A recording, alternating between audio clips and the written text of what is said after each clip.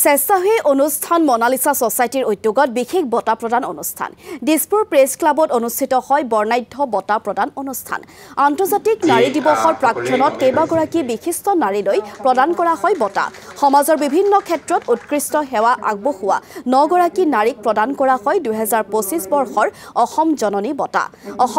বঁটা আগবঢ়োৱা হয় প্ৰতিদিন টাইমৰ সঞ্চালক স্মিতাক্ষী বেগোস্বামীক লগতে বঁটা প্ৰদান কৰা হয় প্ৰশাসনিক বিষয়া গীতাঞ্জলি ভট্টাচাৰ্য শিশুৰোগ বিশেষজ্ঞ ডাক্তৰ নিবেদিতা গোস্বামীকো অনুষ্ঠানত উপস্থিত থাকি বঁটা প্ৰদান কৰে প্ৰাক্তন আৰক্ষী বিষয়া ভায়লেট বৰুৱাই বঁটা গ্ৰহণ কৰি স্মিতাক্ষী গোস্বামীৰ মন্তব্য দক্ষতা আৰু কাম কৰিব পৰা ক্ষমতা থাকিলে মহিলাৰ বাবে কোনো ক্ষেত্ৰই কঠিন নহয় সকলো মহিলাই কাম কৰিবলৈ আগবাঢ়ি আহিলে সমাজৰ পৰা বহু কুপ্ৰভাৱ আঁতৰি যাব বুলি মন্তব্য স্মিতাক্ষী গোস্বামীৰ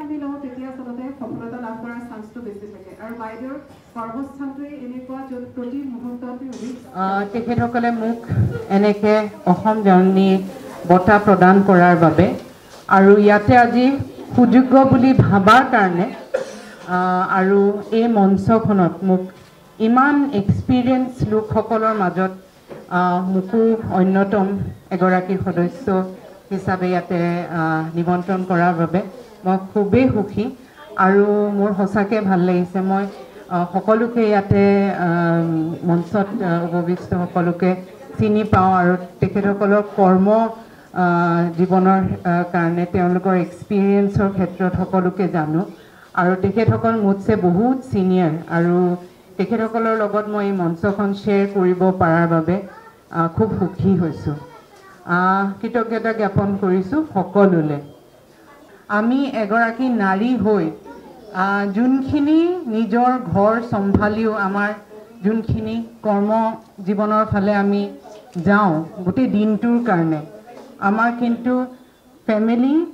আৰু আমাৰ ৱৰ্ক বেলেন্স যোনটো কৰি থাকিব লাগে প্ৰত্যেকগৰাকী মহিলাই সেইটো কিন্তু পুৰুষে কৰিব নালাগে মই ভাবোঁ যে মিডিয়া যেহেতু মই মিডিয়া ক্ষেত্ৰখনত সোমাই পৰিছোঁ মই এবাৰ কৰ্মৰত আছিলোঁ টাইমছ নাও বহুত শৰ্ট পিৰিয়ড অফ টাইমৰ কাৰণে টাইমছ নাওত কাম কৰি থাকোঁতে তাতে কাৰণে 9টা বাজি গ'ল মোক ঘৰলৈ যাবলৈ দিয়া নাই তেতিয়া মই মোৰ ইমিডিয়েট বছজনক গৈ পেলাই ক'লোঁ যে ছাৰ 9টা বাজিলে মোৰ ঘৰতো অলপমান চিন্তা কৰিব মই গৈ থাকোঁ নেকি যদি বিশেষ কাম নাই তেওঁ তাৰপিছত মোৰ ফালে চাই পেলাই ক'লে মই জুনিয়ৰ হিচাপে যেহেতু মই এণ্টাৰ কৰিছিলোঁ মোক কৈছে যে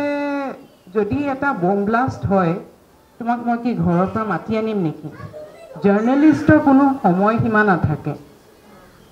তেনেকৈ ডক্টৰছৰো কোনো সময়সীমা নাথাকে নিৰ্ধাৰিত সময় নাথাকে যেতিয়া এটা এমাৰ্জেঞ্চি হয় তেখেতসকল গৈ পেলাই উপস্থিত হ'ব লাগে সেইটো কাৰণে নাৰী বা